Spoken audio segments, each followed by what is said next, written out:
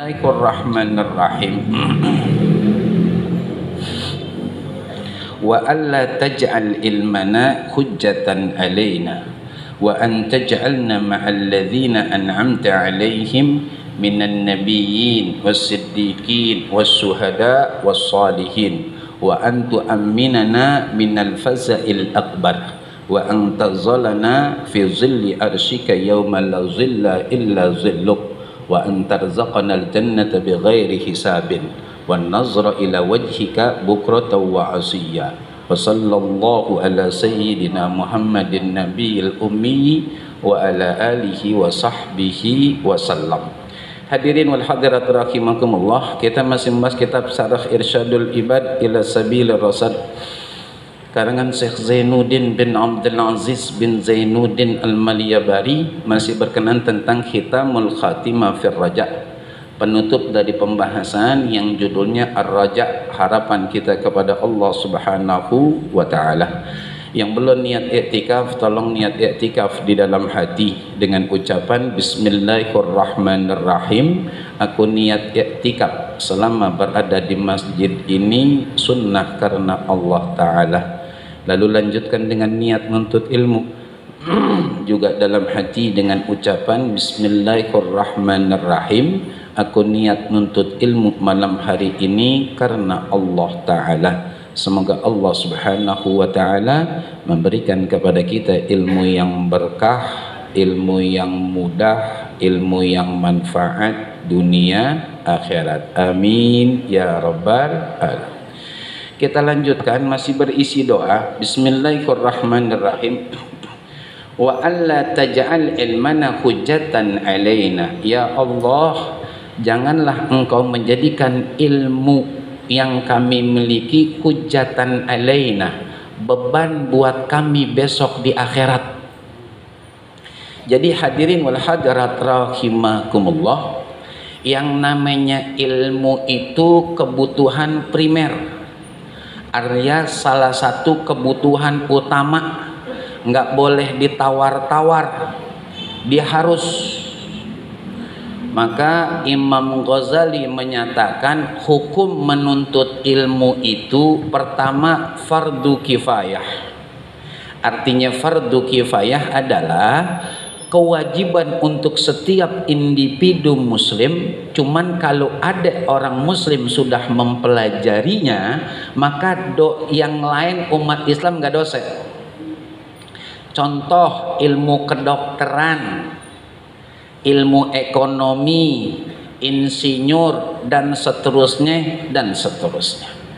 Yang kedua, hukum menuntut ilmu itu wajib. Untuk apa? Untuk ilmu agama umum wajib. Artinya wajib kita fahami adalah dikerjakan dapat pahala, enggak dikerjakan dosa. Cuman ada lagi yang lebih tinggi.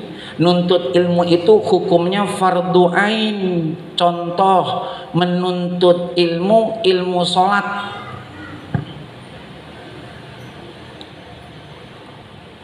Kenapa sukron fardu ain? Fardu ain itu bedanya ame wajib. Kalau wajib itu masih boleh dibadalin, masih boleh digantiin orang. Tapi kalau fardu ain nggak bisa digantiin orang, harus orangnya. Saya punya istri, alhamdulillah.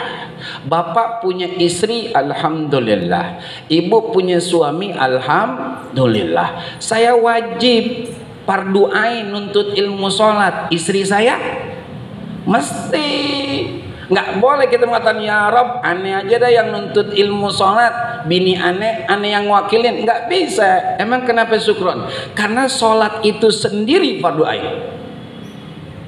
Ada yang boleh gantiin sholat? La kafarata laha. Nggak ada penebus untuk orang ninggalin sholat kecuali kodok sholat, dan orang yang bersangkutan harus mengerjakan. Maka hadirin wal hadirat rahimakumullah,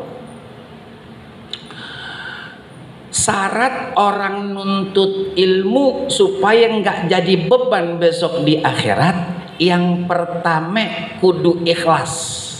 Bapak-bapak, ibu-ibu, mohon maaf nih, kita satu majelis, gitu, satu masjid, satu pembahasan, gitu, tapi pahalanya beda, bisa jadi sangat beda. Kenapa Sukron? Kudu ikhlas nuntut ilmu. Kalau nggak ikhlas, kata baginda Rasul, mestinya harus ikhlas, ternyata dia nggak ikhlas, tujuannya untuk ngejar dunia. Maka kata baginda Rasul, orang tersebut jangankan sorge, bau sorge aja nggak dapat. Makanya maaf, nularin dikit. Kalau anak-anak kita sekolah, jangan ngarepin cepet kerja. Sayang-sayang duit kita, sayang-sayang doa kita, kan habis sudah, nggak ada jariahnya. Emang apa? Bapak ibu nyekolahin anak di tempat yang supaya anak tersebut cepet dapat kerjaan. Salah, itu ngejar dunia namanya. Kan Allah yang punya semuanya. Ngapa kita jadi bingung? Kan Allah udah jamin. Wa may yattaqillaha yaj'al lahu wa yarzuqhu. Yakin kita, pertama ikhlas. Dan barang siapa yang nyari ilmu tujuannya untuk berbangga, berdebat, berbangga depan ulama biar kelihatan orang cerdas, orang yang sering baca kitab, orang yang paham ilmu agama, dan juga dengan niatan debat sama orang-orang maaf bodoh dan orang banyak supaya berpaling sama dia ngelihat, cakep nih orang nih, pandai. Apa kata baginda Rasul? Besok di akhirat dia masuk neraka jahanam.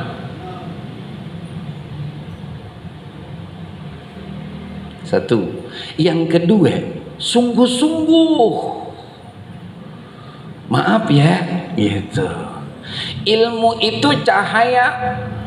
Dari mana Sukron kita tahu? Salah satunya ucapan daripada Imam Syafi'i ngadu kepada Imam Waqi', di mana beliau mengatakan, sakautu ila Waqi'i su'al hifzi fa arsyadani ila tarkil ma'asi fa akhbarani bi anna ilma nur wa nurullah la yuhdal lil 'asi.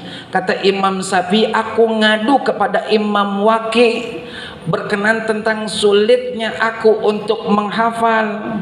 Fa arsyadani ila tarkil ma'asi. Lalu beliau, guruku Imam Waqi', ngasih nunjuk, ninggalin dosa-dosa dah. Fa akhbarani bi anna ilma nur. Lalu beliau mengatakan, wahai Imam Syafi'i, ilmu itu cahaya. Wa nurullah la yuhda lil asi. Dan cahaya Allah berupa ilmu, Allah enggak berikan kepada orang yang doyan dosa. Jadi dia ibarat judul tempelan, enggak nempel, karena di tubuh itu manusia banyak debu-debu dosanya. Coba dah kalau nggak percaya, tempelin tensoplas di tembok yang banyak debunya, kagak nempel. Sungguh-sungguh.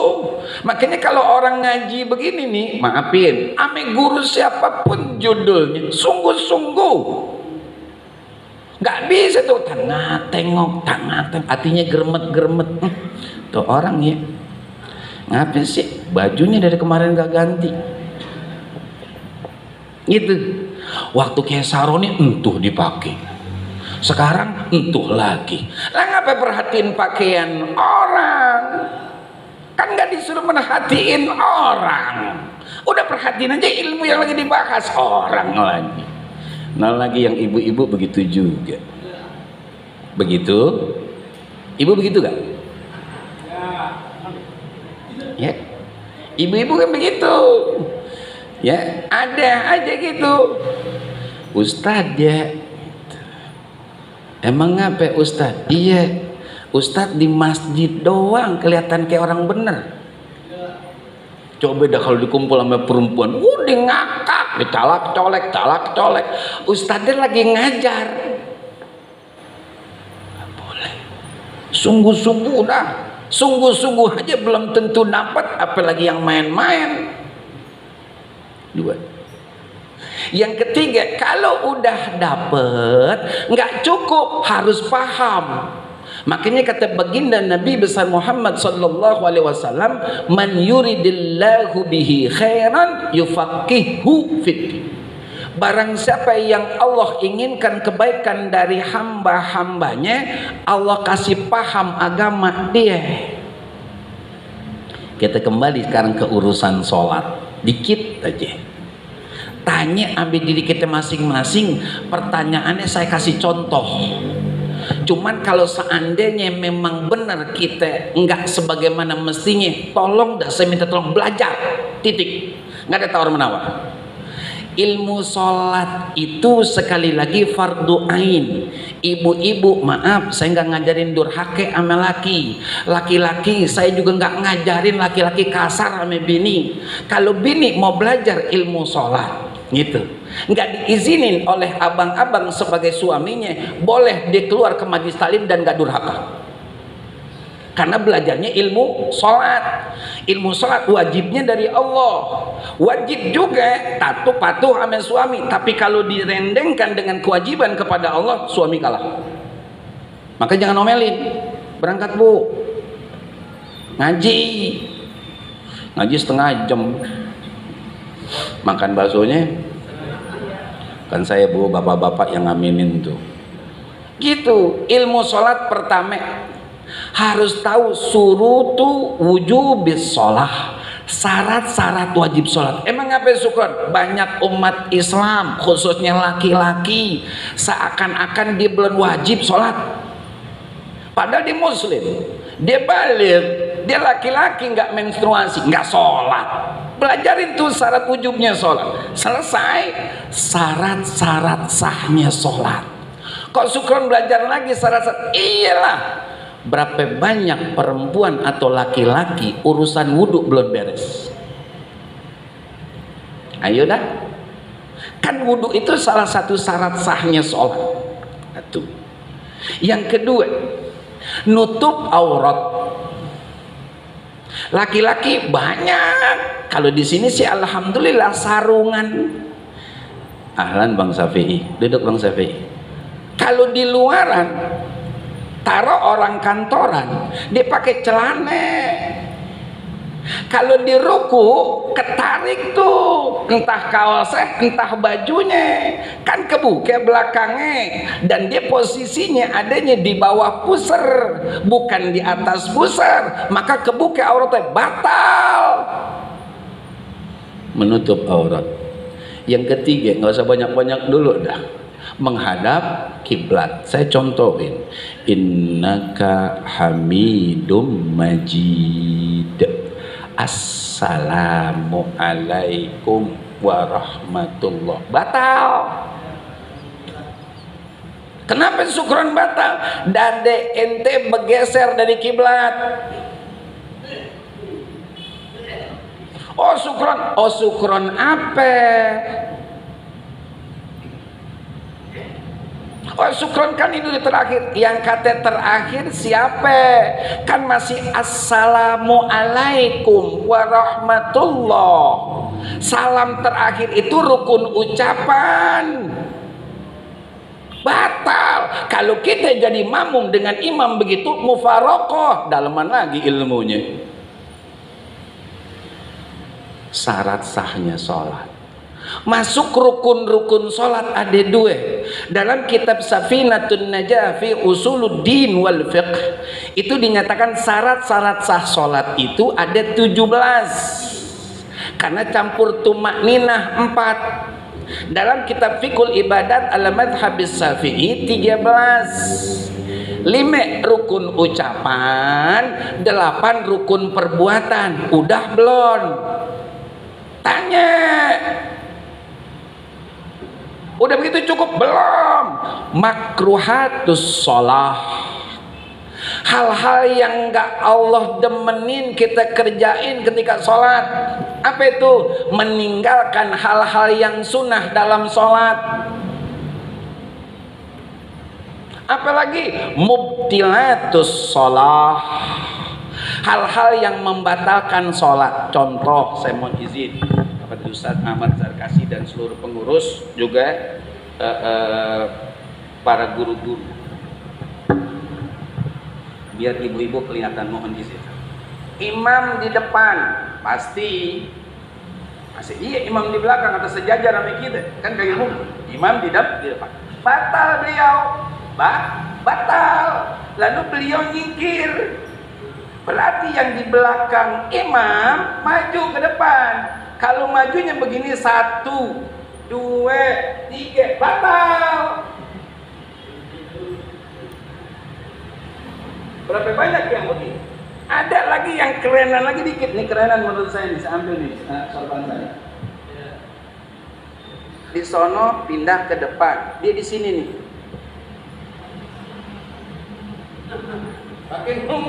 Pakai mungut sejadah. Pakai kerja. La ilaha illallah Muhammadur Rasulullah. Kan gitu. Ini salah. Makanya ini yang membatalkan sholat nih. Bergerak 3 kali berturut-turut yang bukan kerjaan sholat. Belajar dong. Maaf nih agak keras. Karena satu sholat itu ditukar dengan bumi plus perut-perutnya nggak kebayar.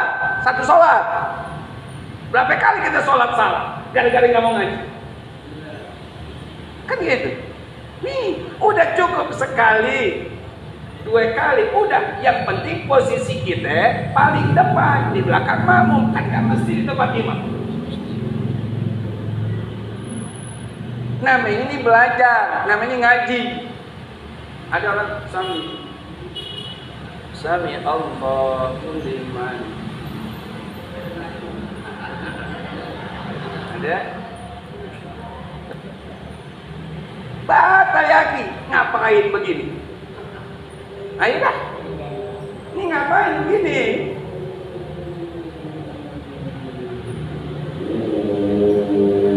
Maaf ya, saya gimana majelis taklim mudah-mudahan nggak salah ya Rob, istighfar tobatan nasuha kalau salah ya Rob.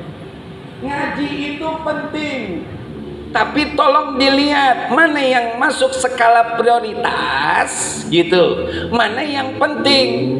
Skala prioritas itu adalah urusan ibadah yang selalu ada di kehidupan kita.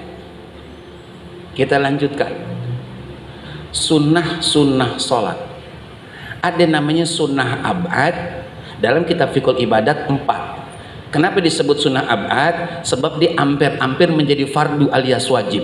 Kalau kita tinggalkan sengaja ataupun lupa, dituntut oleh agama untuk sujud sahwi 2 kali sebelum salam. Kalau ini ditanya, bukan suuzon, maafin, belum tentu semuanya bisa jawab. 20 sunnah hayat. Nih, buat apaan sukron? Nambahin pahala, nutupin kurang. Kan besok yang ditanya ame Allah ilmu sholat. Pertama, sholat ente bagaimana kata Allah? Diperiksa ame malaikat. Ada kurangnya ya Allah. Ukuran kira-kira bocor halus. Bocor halus. Yang kicik-kicik. Kata Allah, jangan langsung masukin neraka. Lihatin ada amalan sunnahnya kak. Itu dia. Ini kaget sih. Takbir intikal itu sunnah hayat, nggak baca. Doa iftitah sunnah hayat, nggak baca. A'udzu kagak baca. Maaf ya kalau bahasa kurang sopan. Sok-sokan ikut tapi belum paham. Setelah Fatihah nggak pakai bismillah, langsung surah. Ente jangan bikin bingung jamaah. Kalau di jamaah Riyadul Abidin, contoh mohon izin kepada Bapak Ketua dan seluruh guru-guru juga pengurus juga jamaah, itu biasanya setelah Fatihah baca bismillah walaupun di tengah-tengah ayat. Jangan jadi bingung jamaah, ini imam dari mana kata Bang Rahmat nih, ngapain nggak pakai bismillah, dari mana dia nih, kan bikin bingung. Jangan bikin bingung. Emang di mana bumi dipijak, di situ langit dijunjung. Hormatin dong. Jangan lagu-laguan. Ilmu sholat. Ilmu sholat. Tolong belajar. Fardu ain dia. Fardu ain. Nggak ada tawar menawar, akhi. Salam.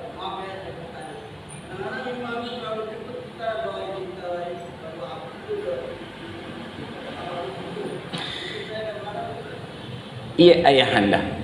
Jadi kalau imamnya cepet misalnya, dan kita udah nandet, pulang nih, cepet nih, gitu. Nggak usah kita baca doa iftitah. Nggak ubahnya sampai ketika kita wudhu, gitu. Qomat berkumandang, gitu. Jangan 3 kaliin basuhannya, sekali aja yang penting sempurna. Karena ikut jamaah lebih afdol. Itu pakai ilmu namanya. Pakai ilmu. Kadang-kadang enggak sukron, harus sempurna 3 kali. Ente ketinggalan ya akhi sama jamaah. Sang sayang 27 derajat. 1 derajat ke derajat yang lain itu jarak antara bumi dengan langit. Kalau 27 berapa dah tingginya? Sholat. Makanya saya minta maaf nih sama seluruh orang tuaku, guru-guruku yang laki abang-abang yang udah punya bini, tanya kapan nikah, tanggal berapa, tahun berapa, sampai ini malam udah ngajarin bini belum? Bang Rahmat doang, dari 3.000 Bang Rahmat doang. Ajarin bini salah sholat, ente tanggung jawab besok di akhirat. Jangan ongkang-ongkang kaki, jangan banting kartu. Ente masih punya tugas ya akhi. Nggak boleh disebut nggak boleh, itu kewajiban. 5 kewajiban, salah satunya mendidik istri dan anak-anak. Kewajiban bapak, kewajiban suami. Ya, tolongin. Lalu nih doa bagaimana ceritanya Sukron? Doa yang mana? Ini yang tadi kita baca tadi. Ilmu itu bisa menjadi beban buat kita besok di akhirat bila pertama, ya, kita itu udah nyari, udah paham, tapi nggak diamalin. Contoh ibu-ibu, maafin ibu, ibu nutup aurat, tahu hukumnya apa? Assalamualaikum, bu, ada orangnya? Ada. Nutup aurat hukumnya apa bu? Wajib. Ibu udah nutup aurat? Belum. La ilaha illallah Muhammadur Rasulullah. Ada perempuan yang harus kita perjelas. Ada yang namanya buka aurat, ada yang mempertontonkan aurat. Kalau buka aurat, you can see. Kamu bisa melihat apa yang ada nih. Awas segini. Kalau kulit putih sih bagus, belang.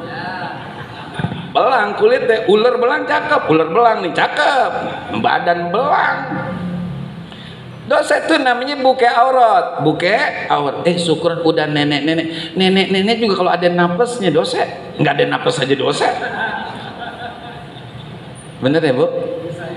Iya, nenek nih kan semuanya dari atas sampai bawah kisut.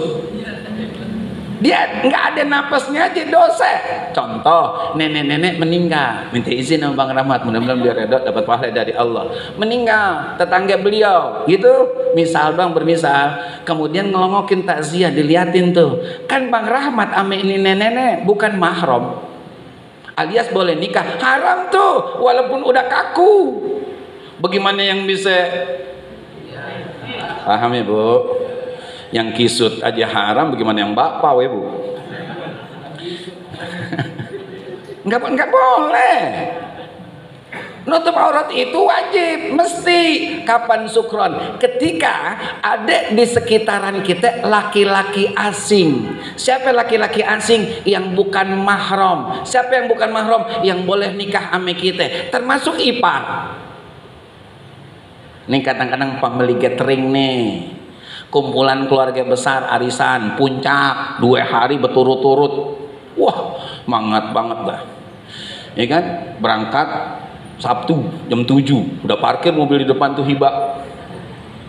Semangat banget, saya sering banget lihat itu. Apa aja dibawa, timbal apa semua. Kadang-kadang rice cooker dibawa juga. Mau kena dibawa apa kagak? Kan begitu. Dibawa nih semuanya. Berangkat judulnya pagi Sabtu, udah kumpul nginep malamnya, malam Ahadnya. Pagi Ahad itu kan itu senam. Senam di pinggiran kolam renang, senam dah tuh. Ada yang pakai kulot doang, ada yang pakai legging, ada yang pakai kaos, palanya riap. Ada yang bilang, Pok jangan Pok, tutup aurat Pok. Ngapain sih? Sama keluarga, emang ngapain sih? Ipar itu kata Rasulullah bahaya, itu membinasakan. Ipar. Contoh, saya punya kakak namanya Jalaluddin, beliau punya istri, mudah-mudahan beliau dulunya redha ya Rabb dan dapat pahala dari Allah, disebutin sebagai contoh. Saya sama istri kakak saya ipar, saya boleh nikah sama istri kakak saya, kalau udah lepas ipar, maka saya nggak boleh kelihatan aurat oleh beliau, beliau pun nggak boleh kelihatan aurat sama saya. Aurat nggak dipakai, begini ntar nih, jadi beban di akhirat. Makanya ngaji itu nggak perlu banyak, yang penting paham dan diamalkan. Yang kedua, bantet dan bisa jadi bahaya kalau guru jadi bahan gibahan. Ada, saya nggak ngarang, kalau saya sih insya Allah nggak ngarang. Ada, dia ya bau banget ya. Ini di kuping saya nih. Kalau memang guru kita bau, jangan pakai diomongin amin yang lain. Jangan bau, jauh aja bau. Beliin minyak wangi, bajunya nggak ganti entun-entun mulu. Beliin bajunya, kan nggak susah. Ngapain jadi gibah sih? Bahaya tuh.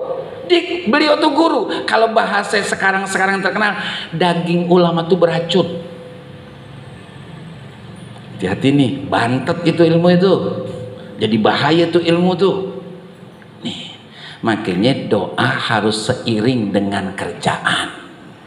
Jangan cuma ya Rob, jangan jadikan ilmu yang kami sudah fahami, kami pelajari, kami dalami gitu, ya kan jadi beban besok di akhirat. Harus seiring dong. Dengan bukti perbuatan, amalin. Tuh. Jangan sampai nggak diamalin, kan begitu.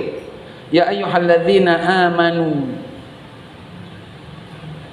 lima taquluna ma la taf'alun kabur maqtan indallah an taqulu ma la. Wahai orang-orang beriman laki perempuan, kenapa kalian berucap tapi kalian tidak berbuat? Besar kemurkaan Allah bagi orang yang pandai berucap tapi nggak pandai berbuat. Contoh, orang tua perempuan nyuruh anaknya pakai jilbab, pakai gamis, ibunya pakai lepis, robek di sini. Gaya banget ibu-ibu. Udah ketahuan banyakan dia yang tinggal di neraka, kayak mancing-mancing malaikat supaya nyeret dia. Kayak robekan di sini. Sini robekan, lakinya diem aja lagi. La ilah. Udah lapisnya ketat, robekan, ya Allah. Anaknya sudah pakai gamis, kan nggak sesuai. Bapak-bapak juga begitu juga. Bapak-bapak begitu juga. Nyuruh anaknya sholat, ayo denger nggak tuh azan, ayo berangkat. Babanya kaget. Meneng baik, udah sholat pak? Belum. Pak kata anaknya, bapak belum sholat? Belum, orang lagi masih kerjaan. Kerjaan apa sih pak? Bagusan mana panggilan kerjaan untuk urusan judulnya menangin bela-belain kantor ame bos, ketimbang Allah yang belum nyuruh udah ngasih banyak rezeki nikmat sama kita. Nih kadang tuh terjadi begitu tuh. Nggak boleh khawatir ilmu kita jadi beban besok di akhirat.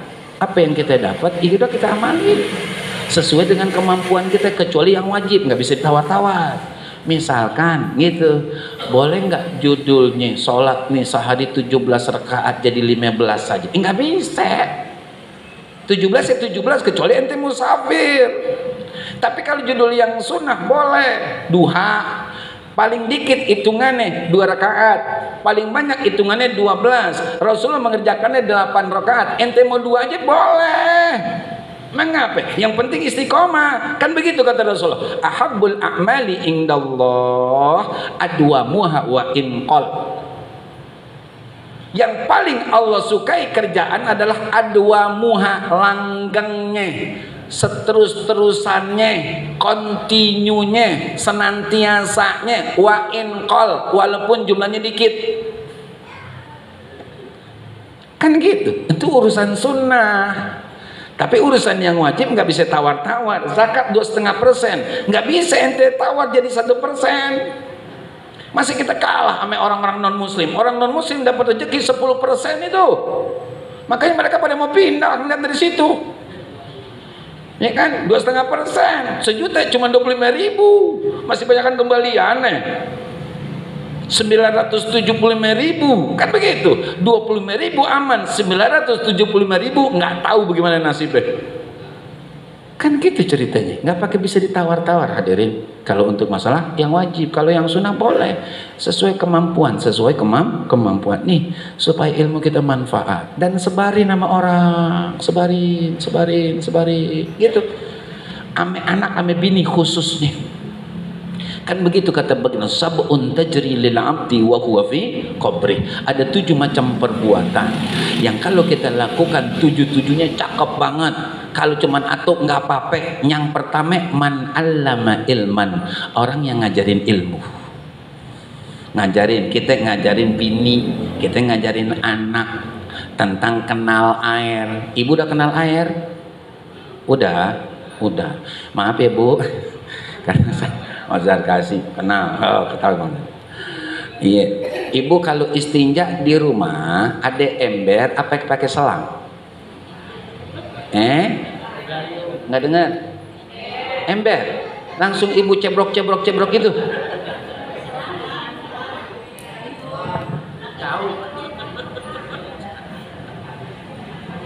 Berumpama, nih ember, ibu pipis.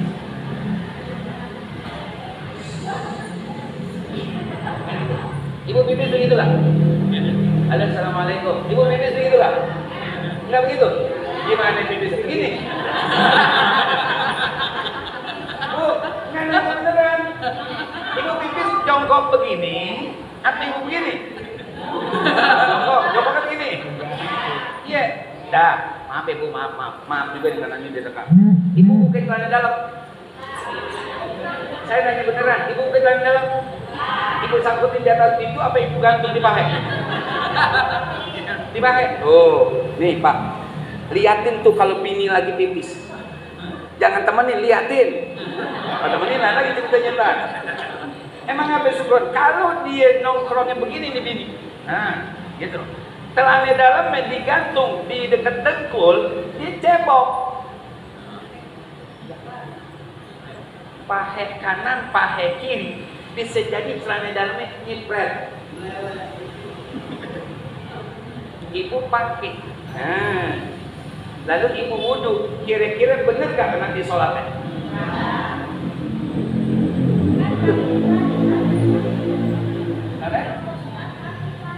Kalau mau sholat ganti.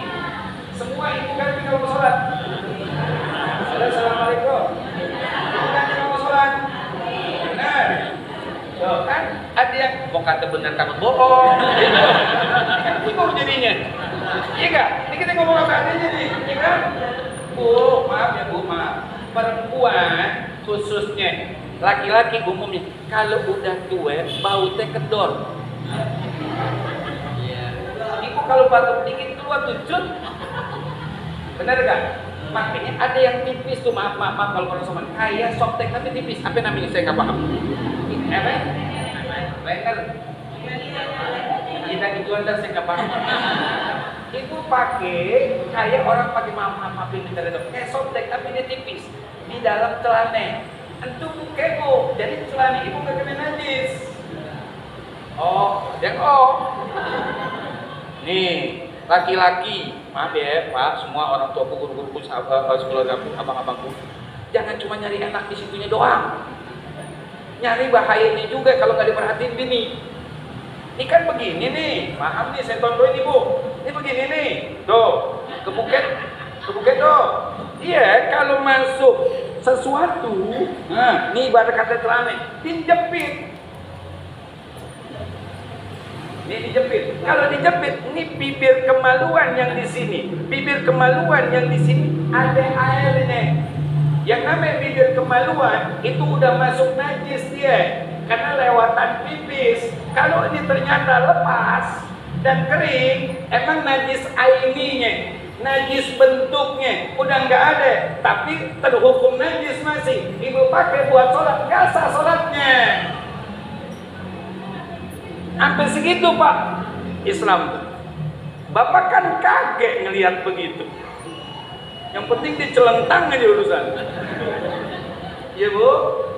Nih bahaya nih, makanya saya minta tolongin dah. Jangan begitu Bu, nggak boleh kita pipis itu yang cakep begini. Kalau bisa nongkrongnya, tuh.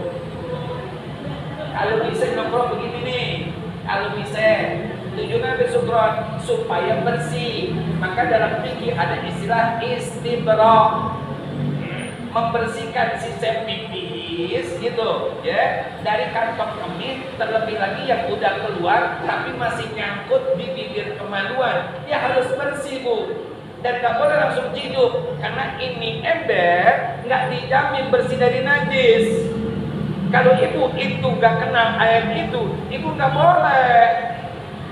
Baik, yang penting ada air supaya kagak gatal. Nggak bisa. Baik, ini kudu kenal air. Mana air mustakmal, mana musamas, mana air suci mensucikan, mana air yang suci tapi tidak mensucikan. Harus kenal. Kita udah kenal loh. Ibu, kita namanya suaminya kita aja. Bang, siapa ya Bang ngajarin ya? Ya. Jangan jalan dulu selama 1 bulan, belajar dulu. Tak kalau udah khatam baru jalan-jalan. Saya hadirin jamaah rahimakumullah, udah azan. Udah azan ya Bu, Bapak. Mohon maaf minta redonya. Jadi gitu. Jangan sampai ilmu yang kita punya jadi beban besok di akhirat. Nyarinya capek, untungnya kaget. Emang apa? Gara-gara kita nggak mengamalkan. Gara-gara kita nyeritain guru kita yang ngajar. Gitu. Nggak bagus jadinya. Jadi apa yang kita dapat kita amalkan untuk dapat buahnya dari Allah Subhanahu wa taala. Tapi hadirin jamaah rahimakumullah, kita baca Fatihah, kita mohon sangat tanya kepada Allah Subhanahu wa taala. Mudah-mudahan dosa-dosa kita, dosa orang tua, kakek nenek, guru, keluarga juga mertua, baik yang masih hidup ataupun yang sudah meninggal dunia, senantiasa mendapatkan ampunan Allah Subhanahu wa taala. Kita yang masih hidup bersama pasangan dan anak keturunan kita semoga selalu di bawah penjagaan dan perlindungan Allah Subhanahu wa taala, senantiasa mendapatkan petunjuk hidayah Allah untuk dapat memanfaatkan sisa umur yang ada, nikmat yang Allah berikan untuk ibadah, untuk menjalankan ketaatan, ikhlas lillahi ta'ala, juga istiqamah agar akhir hidup kita dan seluruh anggota keluarga kita juga guru-guru kita dalam keadaan husnul khatimah. Semoga Allah tempatkan, Allah kumpulkan, Allah satukan, Allah gabungkan kita bersama orang-orang yang kita cintai dan mencintai kita di dalam surganya Allah Subhanahu wa ta'ala. Dan Fatihah ini pula kita niatkan khusus mohon izin, mohon bantuannya putri saya Hafizah Aisyah Lubna lagi kurang sehat. Saya mau berangkat, panasnya tinggi.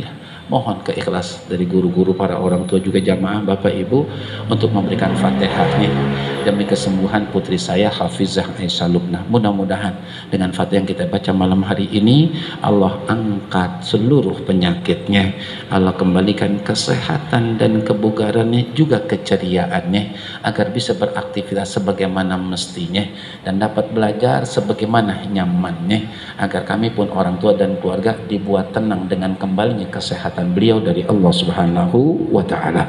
Tilka niyah. Al-Fatihah. A'udzu billahi minasyaitonir rajim. Bismillahirrahmanirrahim. Alhamdulillahi rabbil alamin. Arrahmanir rahim. Maliki yaumiddin. Iyyaka na'budu wa iyyaka nasta'in. Ihdinas siratal mustaqim. Siratal ladzina an'amta 'alaihim ghairil maghdubi 'alaihim waladdallin. Rabbana ighfir lana wa liwalidina amin.